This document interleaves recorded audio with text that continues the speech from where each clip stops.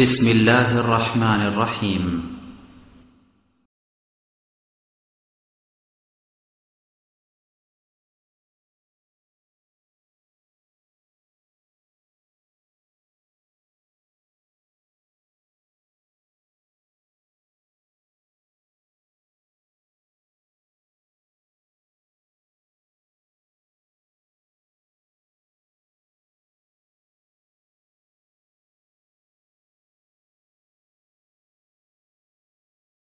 من يهده الله فلا مضل له ومن يضلله فلا هادي له وأشهد أن لا إله إلا الله وحده لا شريك له وأشهد أن محمدا عبده ورسوله يا أيها الذين آمنوا اتقوا الله حق تقاته ولا تموتن إلا وأنتم مسلمون يا أيها الناس اتقوا ربكم الذي خلقكم من نفس واحدة وخلق منها زوجها وبث منهما رجالا كثيرا ونساء واتقوا الله الذي تساءلون به والأرحام إن الله كان عليكم رقيبا يا أيها الذين آمنوا اتقوا الله وقولوا قولا سديدا يصلح لكم أعمالكم ويغفر لكم ذنوبكم ومن يطع الله ورسوله فقد فاز فوزا عظيما أما بعد فإن خير الحديث كتاب الله وخير الهدي هدي محمد صلى الله عليه وسلم وشر الأمور محدثاتها وكل محدثة بدعة وكل بدعة ضلالة وكل ضلالة في النار فأعوذ بالله من الشيطان الرجيم بسم الله الرحمن الرحيم شهر رمضان الذي أنزل فيه القرآن هدى للناس وبينات من الهدى والفرقان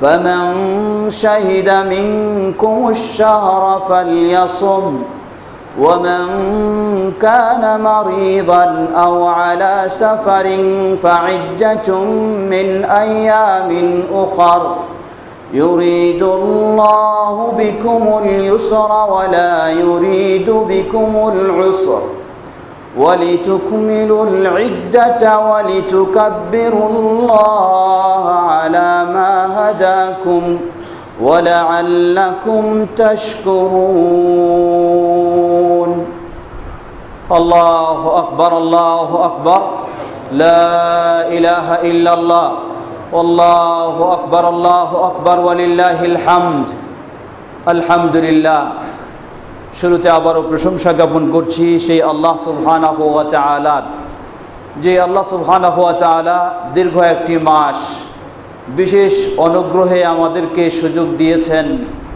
সিয়াম কিয়াম ও যাবতীয় গুরুত্বপূর্ণ ইবাদত করার।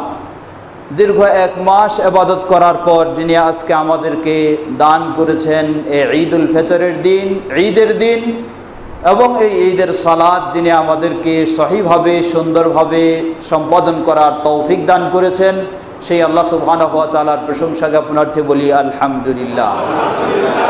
অতঃপর সালাত ও সালাম পেশ করছি প্রিয় রাসূল মুহাম্মদ সাল্লাল্লাহু আলাইহি ওয়াসাল্লাম, চার আসহাবে কেরাম আহলে বাইত, শেষ দিবস পর্যন্ত তার প্রতিটি একনিষ্ঠ অনুসারীদের উপর। সম্মানিত মুসল্লিবৃন্দ, আল্লাহ সুবহানাহু ওয়া তাআলা সূরা আল বাকারা 185 নম্বর আয়াতের শেষের দিকে বলছেন, ওয়ালিতুকমিলুল ইদ্দাতা ওয়ালিতুকাব্বিরুল্লাহা আলা মা হাদাকুম ওয়া লাআল্লাকুম তাশকুরুন। তোমরা যখন রমাদানের দিনগুলিকে সম্পন্ন করবে, ওয়ালিতুকাব্বিরুল্লাহা আলা মা হাদাকুম, এরপরে তোমরা তাকবীর পাঠ করবে আল্লাহ সুবহানাহু ওয়া তাআলা তোমাদেরকে যে সঠিক পথের হেদায়েত দিয়েছেন এজন্য। আল্লাহু আকবার আল্লাহু আকবার আল্লাহু আকবার আল্লাহু আকবার লা ইলাহা ইল্লাল্লাহ আল্লাহু আকবার ওয়ালিল্লাহিল হামদ। আল্লাহ সুবহানাহু ওয়া তাআলার তৌফিকে আমরা আজকে ঈদুল ফিতরের সালাত জামায়াতের সাথে এই মসজিদে আদায় করলাম। যদিও প্রকৃত সুন্নাহ হলো ঈদের সালাত আদায় করা মাঠে গিয়ে ঈদগাহে সালাত আদায় করা, কিন্তু আমাদের বিশেষ ব্যবস্থা না হওয়ায় বাধ্য হয়ে মসজিদে আমরা সালাত আদায় করেছি। আল্লাহ সুবহানাহু ওয়া তাআলা তৌফিক দিলে ইনশাআল্লাহ ভবিষ্যতে হয়তো ঈদের মাঠেরও ব্যবস্থা হয়ে যাবে। আল্লাহ আমাদেরকে সে তৌফিক দান করুন। তাহলে ইনশাআল্লাহ অত্র এলাকায় সহি সুন্নাহর আলোকে রাসূল সাল্লাল্লাহু আলাইহি ওয়াসাল্লাম এর সঠিক পদ্ধতি বড় তাকবীরে এবং সুষ্ঠু সুন্দরভাবে এই ঈদের সালাত আদায় করা আজকে যেমন সুযোগ হয়েছে, ভবিষ্যতে আল্লাহ তৌফিক দিলে খোলা মাঠে ঈদগাহেও আমাদের আদায়ের সুযোগ হবে ইনশাআল্লাহ। সম্মানিত মুসল্লিবৃন্দ, আমরা দীর্ঘ একটি মাস আল্লাহ সুবহানাহু ওয়া তাআলা আমাদেরকে তার নৈকট্য অর্জনের জন্য দান করেছেন। রমাদানুল মুবারক আমাদের জীবনে হতে পারে এটাই আমাদের শেষ রমাদান। ভবিষ্যতে আমরা আশা করি, কিন্তু পাবো কিনা নিশ্চিতভাবে কেউ বলতে পারি না, জানেন একমাত্র আল্লাহ সুবহানাহু ওয়া তাআলা। আল্লাহ সুবহানাহু ওয়া তাআলার কাছেই দোয়া করি আমরা রমাদানে যে ধরনের ইবাদত করেছি আল্লাহ যেন আমাদের সেই ইবাদতগুলি সঠিক ইবাদত হিসাবে কবুল করে নেন, এবং এর বিনিময়ে আমরা যেন আমাদের গোটা জীবনে ঈমানের উপর পরিপূর্ণভাবে প্রতিষ্ঠিত থাকতে পারি। আল্লাহ আমাদেরকে সে তৌফিক দান করুন। সম্মানিত মুসল্লিবৃন্দ, আফসোসের সাথে বলতে হয় আল্লাহ সুবহানাহু ওয়া তাআলা ইসলামী শরিয়াতে মুসলিম উম্মার জন্য বাৎসরিক ঈদ হিসাবে দুটি ঈদ দান করেছেন। একটি হলো ঈদুল ফিতর, আরেকটি হলো ঈদুল আযহা।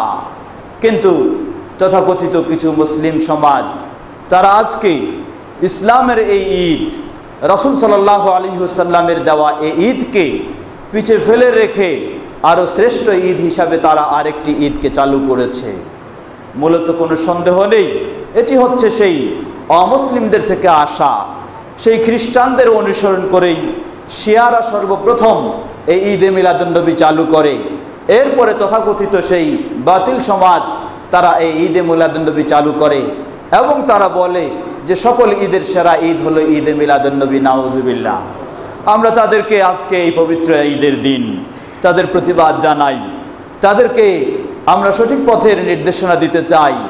আল্লাহ রাসূল সাল্লাল্লাহু আলাইহি ওয়াসাল্লাম, যেটি আবু দাউদের সহিহ বর্ণনায় এসেছে, প্রসিদ্ধ সাহাবী আনাস বিন মালিক রাদিয়াল্লাহু তাআলা আনহু বলেন, নবী সাল্লাল্লাহু আলাইহি ওয়াসাল্লাম যখন মক্কা থেকে মদিনায় হিজরত করে আসলেন, মদিনায় এসে দেখলেন মদিনার মুসলিমেরা তারা বছরে দুটি দিন তাদের আনন্দ উৎসব খেলাধুলা ইত্যাদি পালন করছেন।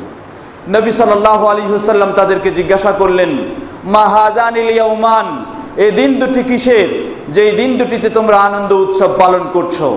তারা বললেন, কুন্না নালআবু ফীহিমা ফিল জাহিলিয়াতি, আমরা জাহেলি যুগে এই দিন দুটিতে ঈদ উৎসব পালন করতাম, সেই হিসাবে আজও আমরা সেই দিন দুটিকে ঈদ উৎসব পালন করছি।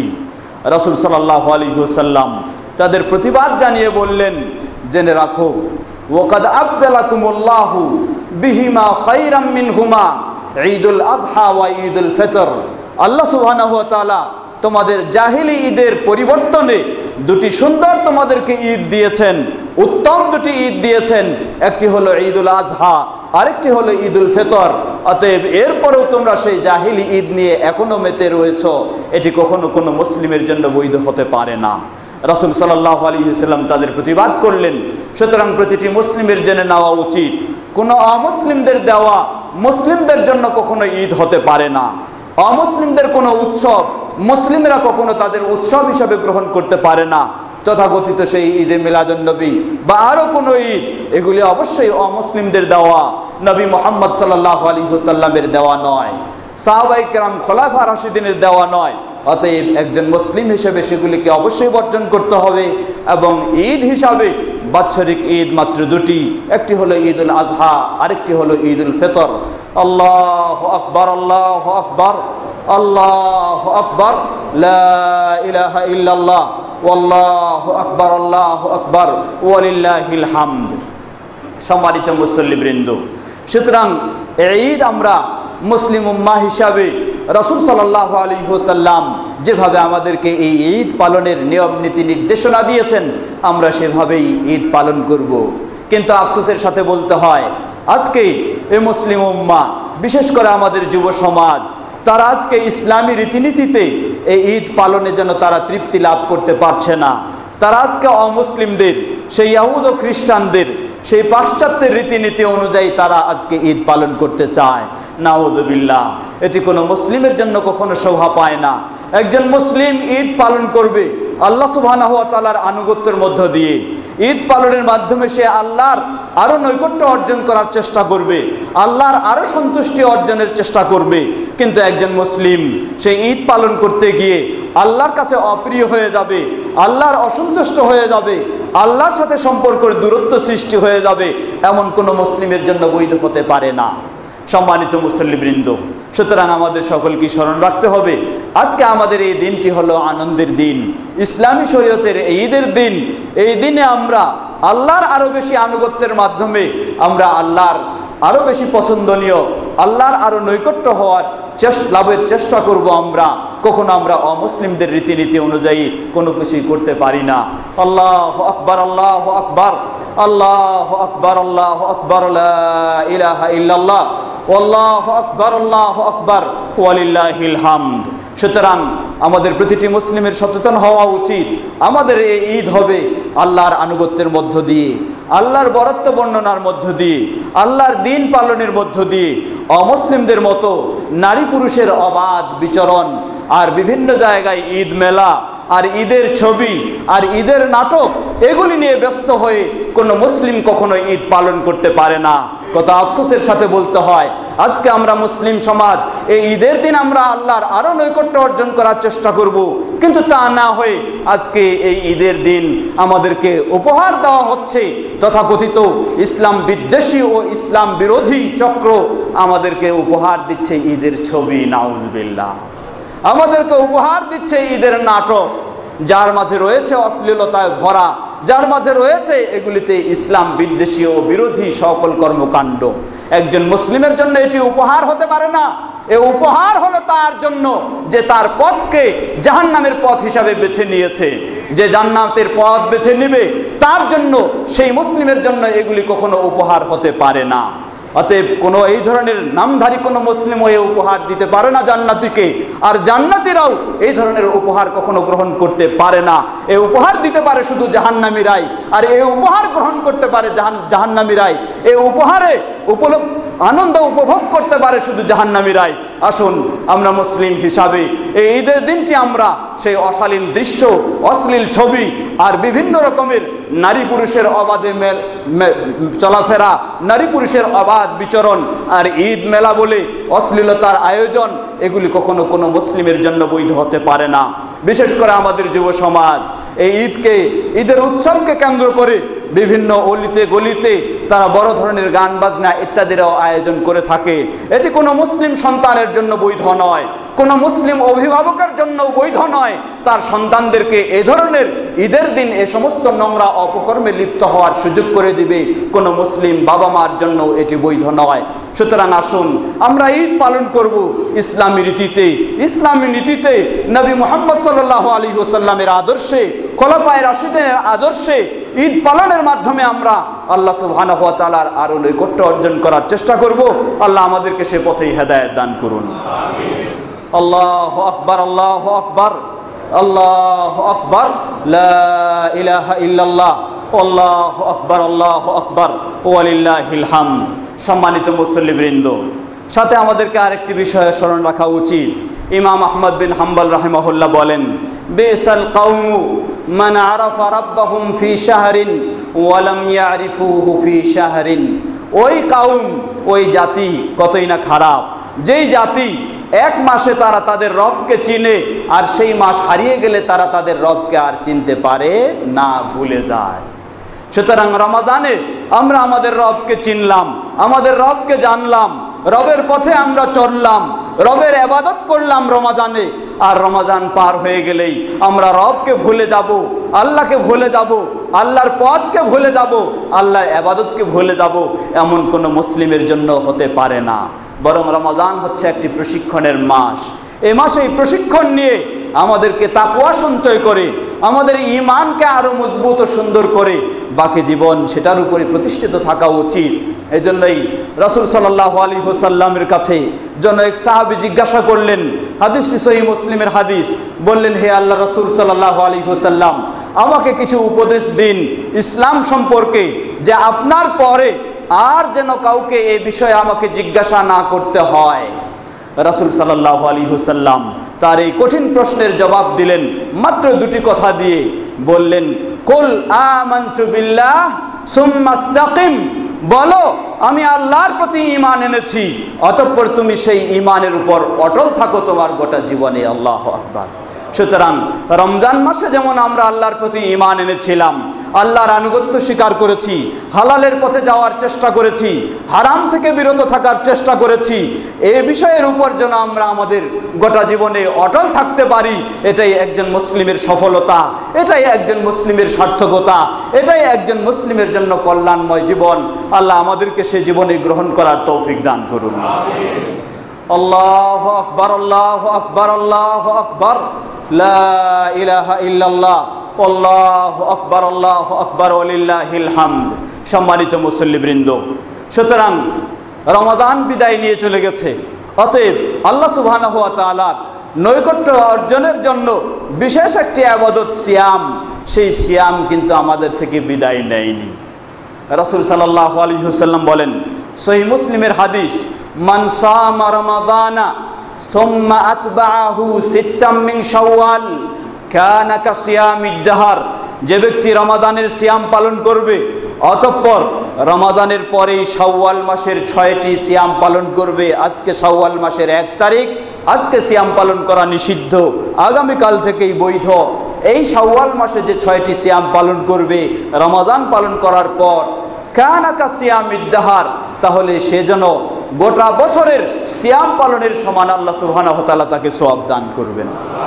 সুতরাং এই শাওয়াল মাসে আমাদের জন্য একটি গুরুত্বপূর্ণ সিয়ামের ইবাদত রয়েছে, সেটি হলো এই 6টি শাওয়ালের সিয়াম। সমাজে আমাদের কথা রয়েছে, এই শাওয়ালের সিয়ামগুলি শুধু বয়স্ক মানুষদের জন্য, ছেলেদের জন্য নয়, এটি একটি ভ্রান্ত চিন্তা। বরং বয়স্কদের চেয়ে যুবশ্রেণীর এই বেশি প্রয়োজন সিয়াম পালন করা, তাদের এই প্রয়োজন বেশি নিজেকে সংযম করা। অতএব বয়স্কদের চেয়ে যুবকদেরই বেশি প্রয়োজন। সুতরাং এটি শুধু বয়স্কদের জন্য সীমাবদ্ধ নয়, বরং এই 6টি সিয়াম যেই ব্যক্তি পালন করবে, যেই মুসলিম নর নারী রমাদানের সিয়াম পালন করার পর যদি পালন করে, তাহলে সে অবশ্যই গোটা 1 বছরের সিয়াম পালন করার সমান আল্লাহ সুবহানাহু ওয়া তাআলা তাকে সওয়াব দান করবেন। এই 6টি সিয়াম হাদিসের ভাষা থেকে বোঝা যায়, রমাদান শেষ করে ঈদের দিনের পরের থেকে যদি কেউ একাধারে শেষ করে ফেলতে পারে, তাহলে সেটি হচ্ছে উত্তম। আর যদি কারো পক্ষে সম্ভব না হয়, গোটা মাসের মাঝে ইচ্ছামতো শেষ করতে পারে, তাও কোনো অসুবিধা নেই, সেটাও রাখতে পারে। উত্তম হলো তাড়াতাড়ি কাছাকাছি সেগুলিকে শেষ করে ফেলা।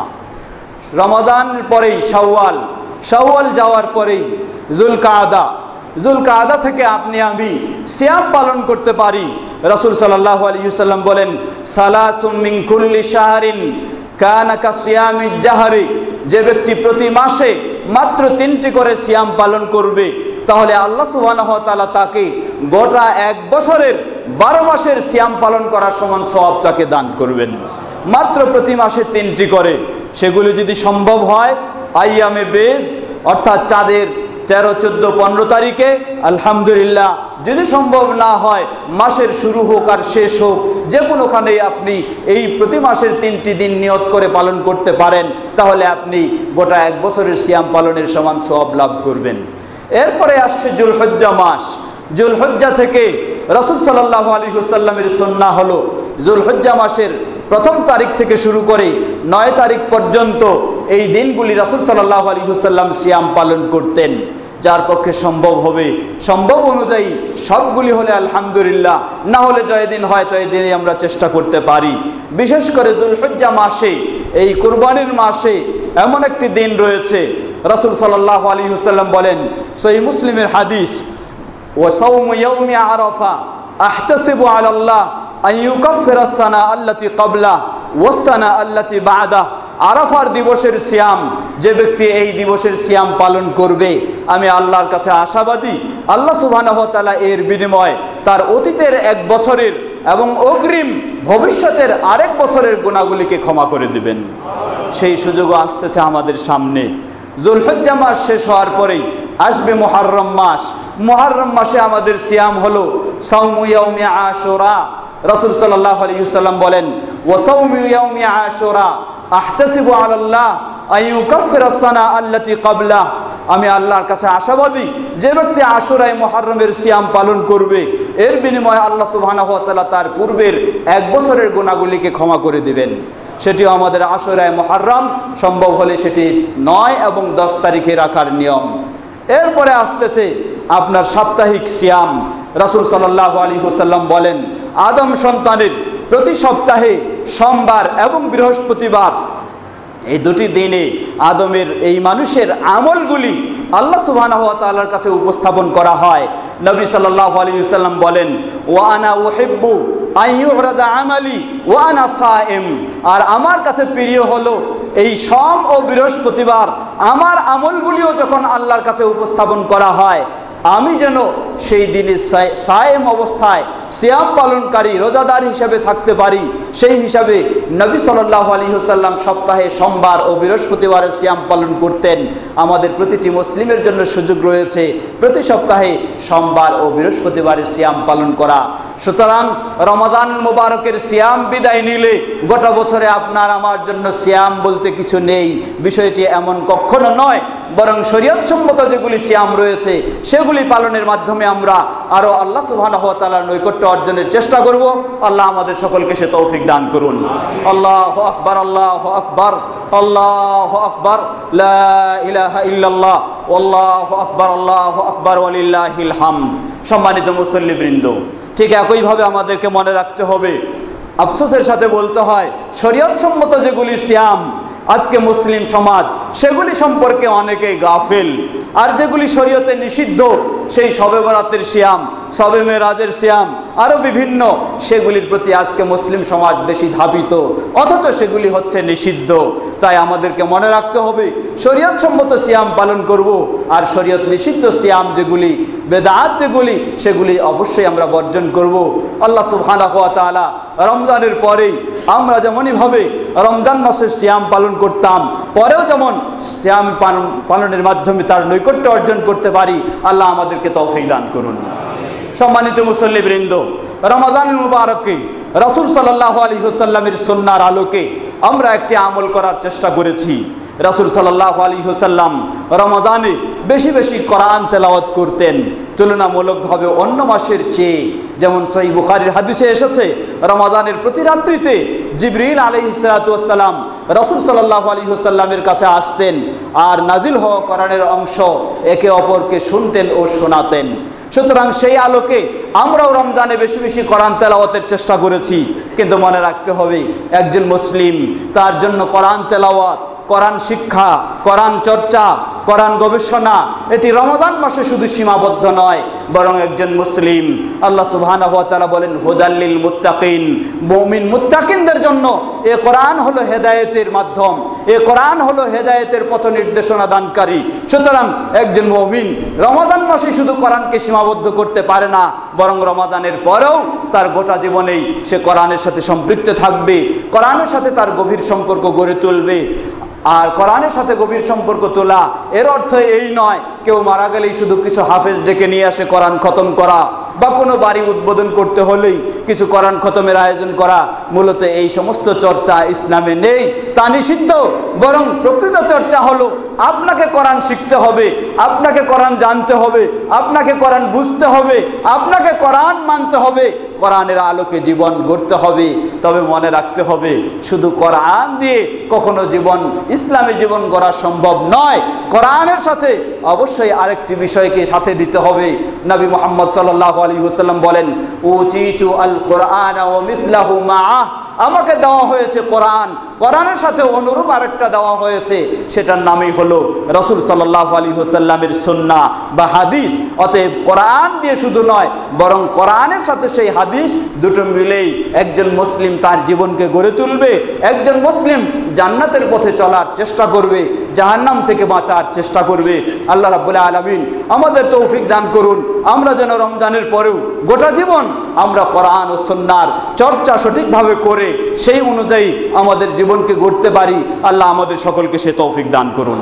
আল্লাহু আকবার, আল্লাহু আকবার, আল্লাহু আকবার, লা ইলাহা ইল্লাল্লাহ, আল্লাহু আকবার, আল্লাহু আকবার, ওয়ালিল্লাহিল হামদ। সম্মানিত মুসল্লিবৃন্দ, তবে স্মরণ করে দিতে চাই আর একটি বিষয়। অবশ্যই একজন মানুষ যাকে কোরআন এবং সুন্নাহর আলোকে, কোরআন এবং সহিহ সুন্নাহর সহিহ হাদিসের আলোকে তার জীবন গড়তে হবে। কিন্তু একটি বিষয় মনে রাখতে হবে, কোরআন এবং সুন্নাহ আপনি কিভাবে বুঝবেন? আপনাকে বুঝতে হবে কোরআন এবং সহিহ হাদিস যেভাবে বুঝেছেন, রাসূল সাল্লাল্লাহু আলাইহি ওয়াসাল্লাম থেকে শিক্ষা পেয়েছেন, রাসূল সাল্লাল্লাহু আলাইহি ওয়াসাল্লামের সাহাবায়ে কেরামগণ, ঠিক সেই আলোকে আমাদেরকে বোঝার চেষ্টা করতে হবে। তাহলেই আমরা কোরআন এবং সহিহ হাদিসের আলোকে ইসলামের সঠিক পথের দিশা পেতে পারি এবং সঠিক পথে পরিচালিত হতে পারবো। আর যদি কোরআন এবং হাদিস ঠিকই মানছি কিন্তু নিজের মন গড়া বুঝের মতো বুঝতে চাই, অথবা কোনো মুফতি যেমন বুঝেছেন সেভাবে বুঝতে চাই, কোনো পণ্ডিত যেভাবে বুঝেছেন সেভাবে বুঝতে চাই, তাহলে কোরআন হাদিস ধরলেও আমি কি করতে পারি? ভুল পথে চলে যেতে পারি। এজন্য আমরা সবসময় স্মরণ করে দিতে চাই, আমাদের যারা আহলুল হাদিস তাদের নীতি হলো, যারা সালাফি তাদের নীতি হলো কোরআন এবং সুন্নাহ, অবশ্যই কোরআন এবং সহিহ হাদিস। কিন্তু এই কোরআন ও সহিহ হাদিসকে আমাদের বুঝতে হবে সেভাবে যেভাবে বুঝেছেন সাহাবায়ে কেরামগণ, প্রসিদ্ধ তাবেঈনগণ। সেই আলোকেই কোরআন এবং সহিহ হাদিসকে বুঝে সেই অনুযায়ী আমাদের জীবন সকল ক্ষেত্রে সর্বস্তরে গড়ার চেষ্টা করতে হবে। আল্লাহ সুবহানাহু ওয়া তাআলা আমরা যেন আমাদের গোটা জীবন সেভাবেই করতে পারি। আল্লাহ আমাদের সকলকে সে তৌফিক দান করুন। সম্মানিত মুসল্লিবৃন্দ, কথা দীর্ঘ করার সুযোগ নেই, অতি সংক্ষেপে বলতে চাই, একজন মুসলিম রমাদান মাসে আমরা সুন্দর পথে চলেছি, ভালো পথে চলেছি, ভালো অবস্থায় থাকার চেষ্টা করেছি, কিন্তু রমজানের পরেই যেই শয়তানের আক্রমণে, যেই শয়তানের প্ররোচনায় আমরা বিভিন্ন সমস্যায় জর্জরিত বা বিভিন্ন সমস্যায় লিপ্ত হয়ে যেতাম, সেই শয়তানের দ্বার তো উন্মুক্ত হয়ে গেল। সুতরাং আবারও আমরা শয়তানের পথে চলে যেতে পারি, সম্ভাবনা খুবই রয়েছে। সুতরাং রমাদানে যেভাবে আমরা ইসলামের পথে ছিলাম সেভাবে যদি থাকতে চাই, তাহলে আপনার আমার করণীয় কি? এক্ষেত্রে আমি বলতে চাই, মাত্র 3টি বিষয়ের পরামর্শ দেব, সেগুলি সকলে যেন আমরা মনে রাখতে পারি। প্রথম বিষয় হলো, আল্লাহ সুবহানাহু ওয়া তাআলা তিনি হলেন হেদায়েতের মালিক, তিনি মানুষকে সঠিক পথের হেদায়েত দিতে পারেন। অতএব সর্বপ্রথম আল্লাহ সুবহানাহু ওয়া তাআলার কাছে সবচেয়ে বেশি বেশি দোয়া করা, যেন আমাদেরকে আল্লাহ সুবহানাহু ওয়া তাআলা রমাদানে যেমন হেদায়েতের উপর রেখেছিলেন, রমাদানের পরেও গোটা জীবন যেন আমরা হেদায়েতের উপর থাকতে পারি। আল্লাহর কাছে বেশি বেশি দোয়া করা 1 নম্বর বিষয়। দ্বিতীয় নম্বর বিষয়, একজন মানুষ যদি ইসলামের চর্চা না থাকে তার মাঝে, কোরআন সুন্নাহর সাথে সম্পর্ক যদি না থাকে, তাহলে শয়তানের পথে সে খুব দ্রুত চলে যেতে পারে। সুতরাং প্রতিটি মুসলিমকে করণীয় কর্তব্য হলো, প্রতিদিন আপনি বেশি না হলেও 20 মিনিট থেকে আধা ঘন্টা আপনি সময় নির্দিষ্ট করে নেন, একটি রুটিন করে নেন। প্রতিদিন আপনি কোরআনের কিছু আয়াত হলেও বুঝে পড়ার, অর্থসহ জানার এবং সহিহ হাদিস থেকে কিছু জানার ও বুঝে পড়ার চেষ্টা করবেন। প্রতিদিন আপনার রুটিনে আপনি করে নিন, যেন কমপক্ষে আধা ঘন্টা বা 20 মিনিট হোক, প্রতিদিন যেন আপনি অবশ্যই কোরআন এবং সহিহ হাদিস থেকে কিছু শিক্ষা নিতে পারেন। তাহলে আপনার পক্ষে সম্ভব হবে ইসলামের দিকে আরও আকৃষ্ট হওয়া, ইসলামের দিকে চলা। আর যদি আপনি একেবারে কোরআন সুন্নাহর সাথেও সম্পর্ক ছেড়ে দেন, তাহলে আপনি তো শয়তানের খপ্পরে পড়বেনই, এটাই স্বাভাবিক। তাই দ্বিতীয় বিষয় হলো, প্রতিদিন নিয়মিত কোরআন এবং সুন্নাহর কিছু চর্চা করা। আপনি বলছেন আমার অফিসে অনেক ব্যস্ততা, আমার ব্যবসা বাণিজ্যে অনেক ব্যস্ততা, একটু স্মরণ করুন আমাদের মতো অনেক ব্যক্তি রয়েছেন যারা হয়তোবা দিনে অনেক কিছু করেছেন, কিন্তু এখন তার একটা হাত অবশ হয়ে গিয়ে, অথবা একটা পা অচল হয়ে গিয়ে, অথবা একেবারে দেখুন হয়তো বিছানায় পড়ে রয়েছে। আল্লাহ সুবহানাহু ওয়া তাআলা তিনি আমাদেরকে সুস্থ রেখেছেন, তিনি আমাদেরকেও বিছানায় ফেলে রাখতে পারেন। তখন আমার অফিসের ব্যস্ততা সব বন্ধ হয়ে যাবে, আমার দোকানের ব্যস্ততা সব বন্ধ হয়ে যাবে, আমার ব্যবসা বাণিজ্যের ব্যস্ততা সব বন্ধ হয়ে যাবে। অতএব যেই আল্লাহ সুবহানাহু ওয়া তাআলা আমাকে সুস্থ রেখে এসব কিছু করার সুযোগ করে দিয়েছেন, সেই আল্লাহ সুবহানাহু ওয়া তাআলার দিনকে জানার জন্য, কোরআন এবং সহিহ সুন্নাহর আলোকে দিনকে শেখার জন্য প্রতিদিন যেন আমরা 20 থেকে 25 মিনিট কমপক্ষে হলেও বাজেট করতে পারি, রুটিন করে নিতে পারি, তাহলে আমাদের পক্ষে সম্ভব হবে দিনের প্রতি আগ্রহী হওয়া, উৎসাহী হওয়া। তৃতীয় বিষয়, সে বিষয়টি অত্যন্ত গুরুত্বপূর্ণ, তা হলো আপনি যাদের সাথে চলবেন, আপনার বন্ধু, আপনার পার্টনার, আপনার সাথী, তাকে মনে রাখতে হবে সে যেন ভালো মানুষ হয়। যদি আপনি খারাপদের সাথে চলেন তাহলে দ্রুত আপনি খারাপ পথে চলে যাবেন, এটাই সম্ভাবনা বেশি।